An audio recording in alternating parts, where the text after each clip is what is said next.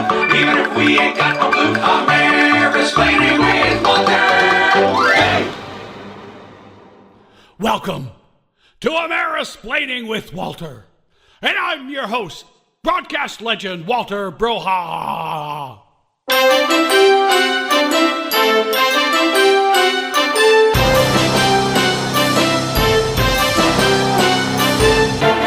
So here we are, episode 2, a couple of weeks post-election.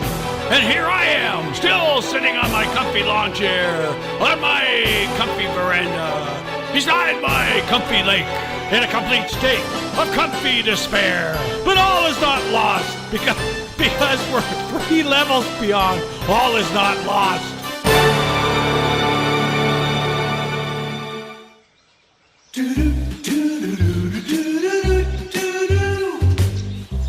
Yeah, that's right.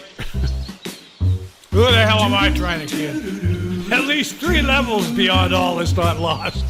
Or so many levels beyond all is not lost that my all is not lost meter just peaked. And I can't get the needle to settle down back to 0. What a debacle. However, we are getting some nice fall weather, so I guess all is not lost. And as we go through this period of pensive reflection, self-examination, and of course the search for a credible scapegoat, we will look to the future, to 2031 to be precise, when I personally will be eating soup through a paper straw. I will be thinking quiet thoughts and asking myself, how can Donald Trump still be president? Then after that little bit of intellectual exertion, I'll mosey on back to the Barco Lounger and have a well-deserved nap.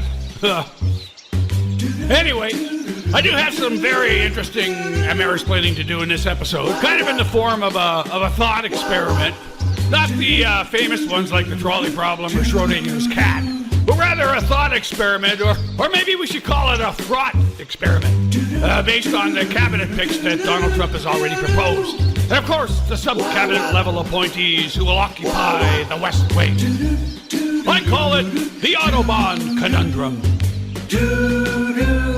And before this episode ends, we'll be featuring another North Dakota sea shanty that I found in the library.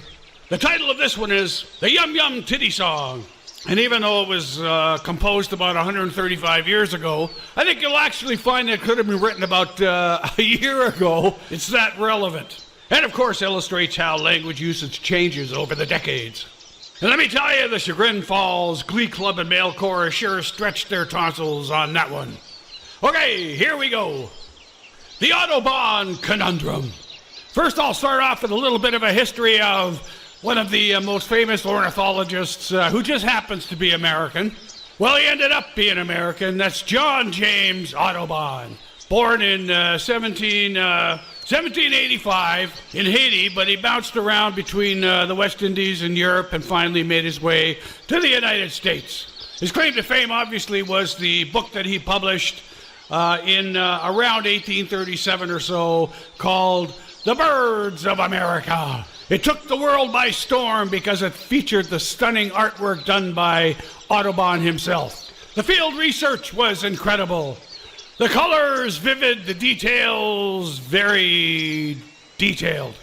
That is to say, they were captured in their native habitat. There were a few issues with the level of scholarship, but all in all, it was a very much admired work. And the printed edition was instantly sold out and became a worldwide phenomenon. And who else would have the patience and the talent to spend a whole day out in the wild looking for the weird and the wonderful birds of America? For example, like when was the last time you saw an eastern mountain tit swallow or a yellow-breasted swill flaunter or even a weak-bladdered field owl? I myself would have given it up after the yellow-bellied sapsucker, but that's just me. So the question becomes, why, with such a wide variety of our winged friends, why did the American bald eagle become the symbol of our great nation? And the answer, of course, is probably lost to the mists of time. Well, actually, you can probably just Google it. But it's not the past that's important. It's the future. And therein lies the conundrum, the Audubon Conundrum. For over 200 years, the mighty, majestic American bald eagle, a universally recognized symbol of our country, has been a beacon for the world, representing our place at the head of, well, most of the family of nations.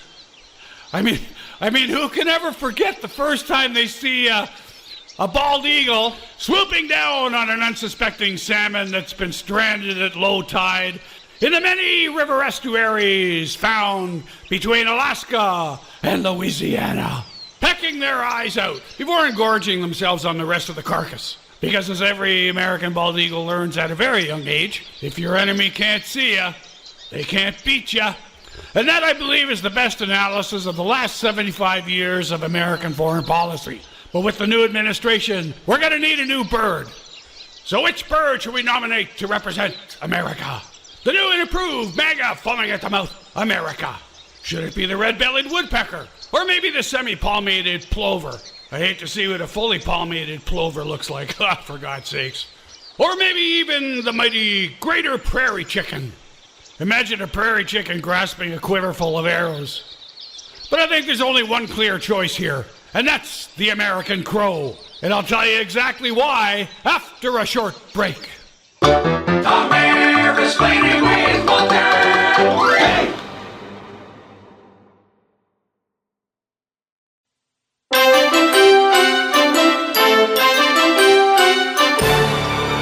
So there it is, ladies and gentlemen, the Audubon Conundrum. And in my opinion, it's eagle out, crow in. And of course you're going to ask why. Let me tell you, how many times have we witnessed the lowly crow swooping down from a telephone line or a power line to dive bomb a dumpster?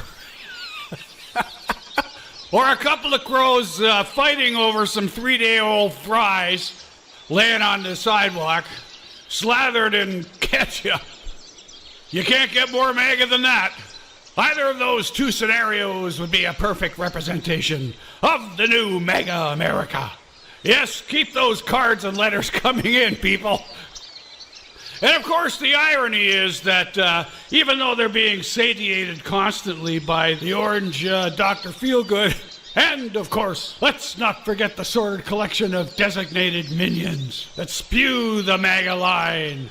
Just to give you an idea how they sound, last week I was driving down on a deserted country road not too far from the old lake here. And I guess I disturbed a flock of crows because all of a sudden, holy bejesus, I heard a constant cacophony of continuous cawing. I thought I was listening to Hannity's radio show, only the crows had much better talking points. And that's when I decided that our new national symbol should be the crow. And of course, the crow exhibits behaviors that are very, very similar to the MAGA crowd. And this is easily illustrated by the selection of potential new cabinet appointments. Toaster strudel, anyone? Actually, crows hang around in a very close clan, and they are ultimately loyal to the dominant male breeding crow. That's the head of the family. And of course, everyone unabashedly bows down to this crow. The second major behavior is the crow's ability to use tools. But they are a very, very intelligent bird. A crow can take it one step further. They can make a tool or use a tool to get what they want, to achieve their goal. And trust me, there's enough tools to go around in that MAGA crowd. Like, for instance, if a crow wants to get rid of Social Security, how would he go about doing it? Well, first of all, the American bald eagle would probably just swoop down on the administrator while he was getting into his black SUV and peck his eyes out and hope for the best. But here's what a crow would do. He would mobilize the clan and get them to hang around on the lawn in front of the Social Security headquarters in Maryland. He would pass out sharpened twigs and instruct all the crows to attack the building and pry open all the windows. After which, they would create a level of havoc so bad that the building would be uninhabitable. The head of the clan would do an interview with Sean Hannity. Then all would agree that Social Security was dead. But it's the third behavior which bodes the worst for America. And the operative word here is retribution. Bottom line, never piss off a crow. Crows are famous for holding a grudge. They hold a grudge across generations. They teach other crows to hold a grudge. And all those crows will continue to hold a grudge until the last crow is either dead or retired in Florida.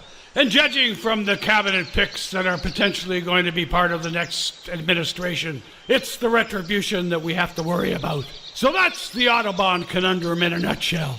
Eagle or crow, which way should we go? But if the new administration decides not to replace the eagle on all the currency and all the letterhead, etc., you can be damn sure that Donald Trump's going to be hawking the merch. A fake tacky dollar bill with a crow diving into a dumpster for $39.95, framed. And if you want the president to autograph it with a Sharpie pen, it'll probably cost you another $99. The perfect gift for freedom-loving patriots like you and me. Payable in cash, credit, or Bitcoin. A limited time offer. Don't be disappointed. Order now while supplies last. Now there's a reserve currency for you. But seriously, let's hope that a couple of years of crow-inspired incompetence will break the fever and allow our great nation to get back to the business of being a great nation.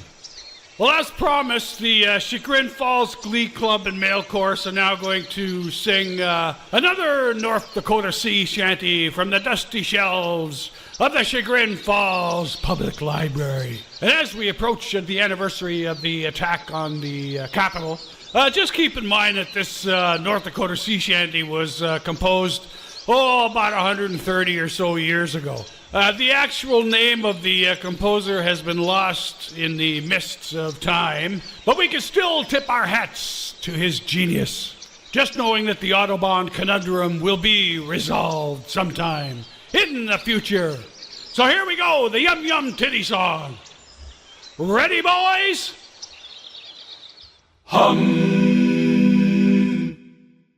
Oh! There once was a captain, brave and strong, Yum Titty, who many fine people he strung along. Yum Yum Titty all the day. They sent him ashore to stir the mob. Yum Yum Titty all day. They were spitting and dribbling from every gob. Yum Yum Titty all day. The sails be rigged in the yard arm too. There's only one thing that I want you to do, so heave ho, my mateys, 'cause fascists we will be. Fascists we will be. He Ubered in a bucket of KFC. Yum Titty, Fired a broadside of chicken at his enemy. Yum Yum Titty all day. The noise was deafening, the battle fierce. Yum Yum Titty all day. Though he tried, democracy was not pierced. Yum Yum Titty all day. The first mate got it a hell of a gem. The captain said that he didn't give a damn. They all fought on till their ship it sank, and they all walked the plank. The captain, he fled to a warmer clime, swore to return at some future time to heave-ho together, 'cause fascists we will be. We'll heave-ho together with that great big tub of lard. So to quote the English bard, he was hoist with his own petard. I'm broadcast legend Walter Brohahahaha saying, see you next time. Now it's off to the end credits. Amerisplaining with Walter is written and produced by Blaine Selker. Amerisplaining with Walter was recorded by Blaine Selker, who's pissed because Walter has a better broadcast voice. It could have been called Amerisplaining with Blaine. Music and songs composed and recorded by Blaine Selker. Lyrics by Blaine Selker, edited by Blaine Selker, mixed by Blaine Selker for Ancient Sun Studios. And even I agree, Blaine Selker is a name that's been done. But please subscribe, comment, and tell your friends.